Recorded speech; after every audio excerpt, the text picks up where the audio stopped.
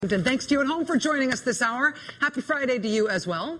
President Barack Obama was elected President of the United States in November of 2008. He was sworn into office January of 2009. You might remember it was kind of a big deal. It was kind of a big day in Washington. The largest crowds ever turning out to see a U.S. president sworn in. That was January 2009. By March 2009, the right wing in America just could not take it anymore.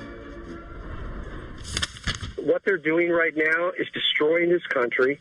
Everyone that I know of, at least, is very angry about it. We're very upset. We want this guy out. We want him to be impeached. Well, what I don't like is that this guy is doing this by executive order, one after the other, and the American people are sitting like a bunch of schmucks watching a dictatorship emerge in front of their eyes. That's right. And you know what? And I think it is time to start talking about impeachment. Somebody's got to get this guy under control. He's out of control. Absolutely. Thank you for the call. Thank you for the call. Thank you for the... I have to go. It was already time to start impeaching President Obama 7 weeks into his presidency. By the fall of 2009, my friends at WorldNet Daily were just asking whether it was time to start whispering about impeaching President Obama. That's when the Impeach Obama campaign website and petition was started, 9 months into President Obama's first term. They didn't want to impeach him for anything specific. They just liked the idea of impeaching him. By 2010, Tom Tancredo's Republican campaign for Colorado governor was basing itself on wanting President Obama to be impeached for something having to do with immigration. Congresswoman Michelle Bachmann, by then, was already calling for President Obama to be impeached for something, not quite clear what. Congressman Tim Walberg said as a candidate that year in 2010 that President Obama should be impeached as a means of trying to get his real birth certificate, not that fake one that says he was born in Hawaii. The executive has an awful lot of power to keep from showing certain things unless the courts will stand up, or unless Congress, in majority, will stand up to and including impeachment. Impeachment! It's 2010. President Obama has been president for a year, but he should be impeached for his real birth certificate. Within a year of that was Newt Gingrich saying we should impeach President Obama over the Defense of Marriage Act. Yes, Mr. Gingrich, what could possibly go wrong? Republican Congressman Jim Sensenbrenner was saying President Obama should be impeached over Fast and Furious. Congressman, now Senator Tim Scott and Congressman Steve King were both saying that President Obama should be impeached over the debt ceiling. Congressman Michael Burgess of Texas went to a town hall meeting that August 2011, and quickly found himself having this discussion with his folks back home. Hi. The issue of impeachment. 90% of the people here remember Nixon, what happened to Nixon, remember what happened to Clinton. If we could just tie his hands, because I'm not convinced we've got that much time. It needs to happen. Yes. And I agree with you. It would tie things up. No question about that. Right. So that exchange between the congressman and his constituent, and then a follow-up question from a local reporter, led to this remarkably restrained report in the Fort Worth Star-Telegram about just what happened at that town hall. When one attendee suggested that the House push for impeachment proceedings against the president to obstruct the president from pushing his agenda, Congressman Burgess was receptive. It needs to happen, and I agree with you. It would tie things up, no question about that.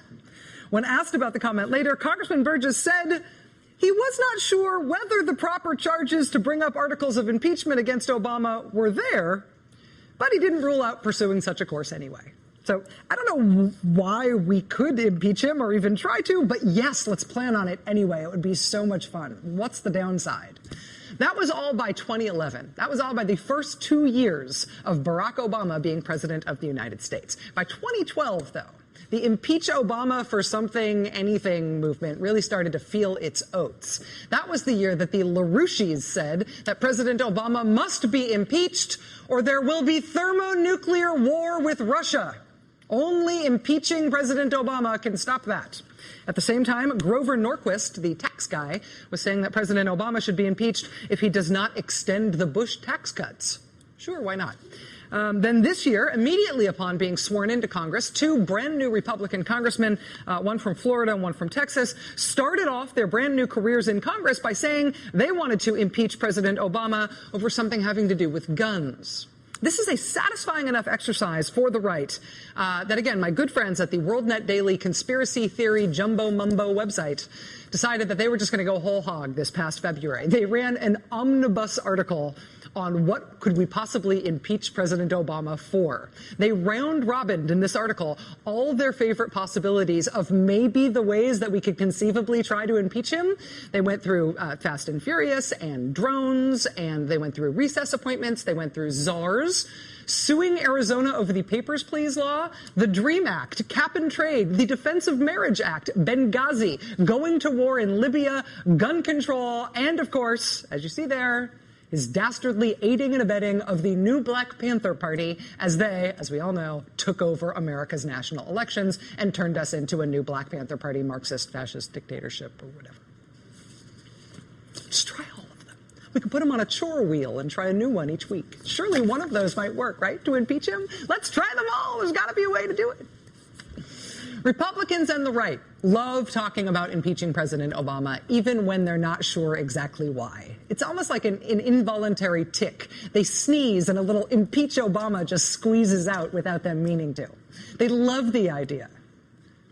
Well, today it was Republican U.S. Senator James Inhofe who got to do it. This is why he says we should impeach President Obama today. Of all of the great cover-ups in history, we're talking about the Pentagon Papers, the Iran-Contra, Watergate, and all the rest of them. This, I said back in November 28th on Fox, is going to go down as the most serious, most egregious cover-up in American history. People need to know how serious this is. To me, people may be starting to use the I word before too long. Okay, the I word meaning impeachment. Yeah. Yeah. I don't know why they have to spell it. I mean, they have been saying the I word since March of 2009. Why get all nervous about spelling it out now? The biggest cover-up in American history. The latest reason that we must impeach President Obama, according to Senator Jim Inhofe of Oklahoma, is, of course, Benghazi.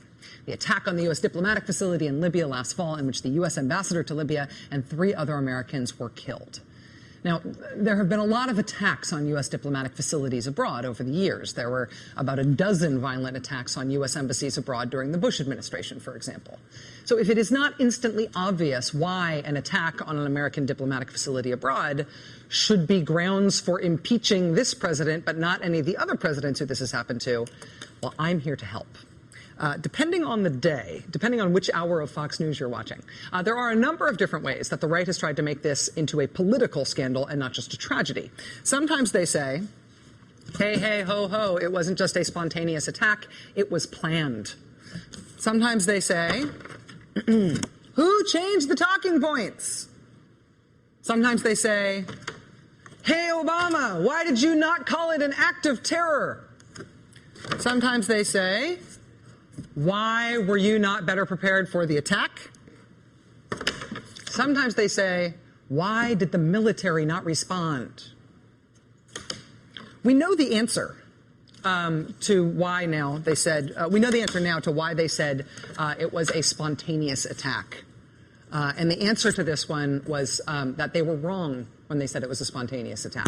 But the intelligence community thought it was a spontaneous attack and said so in the talking points that they gave to administration officials. That was their initial assessment. It was wrong. And when they realized it wrong, they said so and the administration said so. And so they stopped describing it as a spontaneous attack, even though they did initially. So this one's kind of done, right? I mean, we know what happened. That all happened right away. It was over very quickly. They don't still say it was a spontaneous attack. They admit that was initially their assessment. It was wrong. On the terror one, why didn't the president call it an act of terror? You remember when Mitt Romney tried to gotcha the president with this at the debates? The problem was that the president did call it an act of terror right away. He called it an act of terror the day after the attacks happened. He did it in public and on tape, which kind of put this one to rest. No acts of terror will ever shake the resolve of this great nation, alter that character, or eclipse the light of the values that we stand for. So that's one that's answered to, right? They did call it an act of terror right away. Why didn't you call it an act of terror? We did call it an act of terror right away, immediately. As for this one, as for why the military did not respond to stop the attack, the military themselves has also answered that one. The then Secretary of Defense answered that one back in February. There was not enough time, given the speed of the attack, for armed military assets to respond. So that's why the military did not respond. They could not get there in time. So says the military. So that leaves this one. Who changed the talking points? The intelligence community talking points for the administration officials in the immediate aftermath of the attack. They were sent around to the FBI and the State Department and the White House. The email chain showing the initial draft of those talking points and the revision process, that email chain was sent to members of Congress a couple of months ago in February while they were considering the nomination of the new CIA director. So Congress has had the talking points and how they were changed and by whom for a couple of months now, showing the revision, showing how they happened. ABC published them today for the public as if they were a smoking gun, and all the Republicans in Congress who already had these things and have had them for months purported to be outraged by what was in them, shocked, impeach, impeach. But they have had them for 2.5 months now, and they have never said anything about them before. Just today they cited it was a smoking gun, even though this has been long answered. So that leaves this. Why were we not prepared? Why were we not better prepared for this attack? This is a good question. And this was the point that was made damningly and unsparingly as the conclusion of the inquiry into what happened into Benghazi, the inquiry that was headed up by the former chairman of the Joint Chiefs, Admiral Mike Mullen, and the veteran diplomat Thomas Pickering, tasked with an independent, comprehensive review of what went wrong when our ambassador and those other 3 Americans died in Libya. The review found that the State Department had, quote, a security posture that was inadequate for Benghazi and grossly inadequate to deal with the attack that took place. The report condemned the systemic failures in leadership and management deficiencies at senior levels of the State Department. It was sort of a brutal report. And when that brutal report came out in December, Secretary of State Hillary Clinton said she accepted all of the report's recommendations without reservation, and she accepted full responsibility. As I have said many times, I take responsibility, and nobody is more committed to getting this right. I am determined to leave the State Department and our country safer, stronger, and more secure. That was back in January, after the official report came out cataloging the one actually outstanding and really important question from what happened in Benghazi. And the same question, obviously, could be and is asked every time one of our diplomatic facilities is attacked abroad. This is the outstanding matter. The administration accepted all the recommendations of the report on this as a problem. They are implementing those recommendations now. But today, all of a sudden, apparently, for some reason, impeach, impeach. We will figure out why later. Let's just impeach. Joining us now is Congresswoman Eleanor Holmes Norton. She represents the District of Columbia. She's a member of the House Oversight Committee, which held those hearings into the Benghazi attack this week. Congresswoman, it's a real pleasure to have you. Thank you for being with us tonight. Of course. The information making news today, so much news today, about revisions to the talking points.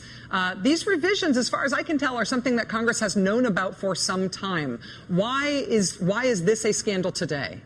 Well, these revisions Congress has known about, and our committee knew about most of them. This is an ongoing drama, and you've got to have a central character. By the way, for a while there, I thought they were going to impeach Hillary Clinton before she decided to run for president, because that seems to have been a major goal of this hearing. And yet, even with the talking points, they haven't come close to Hillary Clinton. State Department official apparently said these talking points are from members of Congress. There's an investigation still going on. They'll just beat up on the State Department. Statement came out today from Hillary Clinton saying this State Department official was not instructed by Hillary Clinton. So if the point was to get Hillary Clinton or President Obama, we failed. But what they have done is to revive preemptively because they think Hillary Clinton may run for president, the old Benghazi chapter, this time with a few flurries, but essentially the same chapter rewritten. From all the testimony that has been presented to your committee, from everything that you have done in your oversight role and everything that you've seen in your capacity in Congress, do you think that there was an effort to cover up what really happened in Benghazi for political purposes? Do you see that, bottom line? Here's the difference between this administration and their Watergate analogy. You talked about the talking points that came out today. Where did they get those talking points? From the administration. The administration turned all of that over. Yeah, the administration is turning things over as they get it. They didn't know, shame on them, the moment that the attack occurred, where it was from, who did it. Notice that you have some of the same methodology used with Boston. The administration and others were reticent to say it was an attack that was a terrorist attack because they didn't have all the information. Some of that is coming out now, and it may yet be described as such an attack if they can link it to this Russian information. In the same way, the administration does not want to call a spade until they're sure it's a spade, and so they dance around it as well they should. But the president himself comes out and says acts of terror within days of the attack. This is hardly a cover-up. If it's a cover-up, the president himself didn't get the memo. Washington, D.C. Congressional Delegate Eleanor Holmes Norton, thank you for being with us tonight. It's nice to have you here, ma'am. Always a pleasure. Thank you. All right, a super busy News Friday today, including a new report that's 3 million years in the making. Plenty of time for revisions. Stay with us.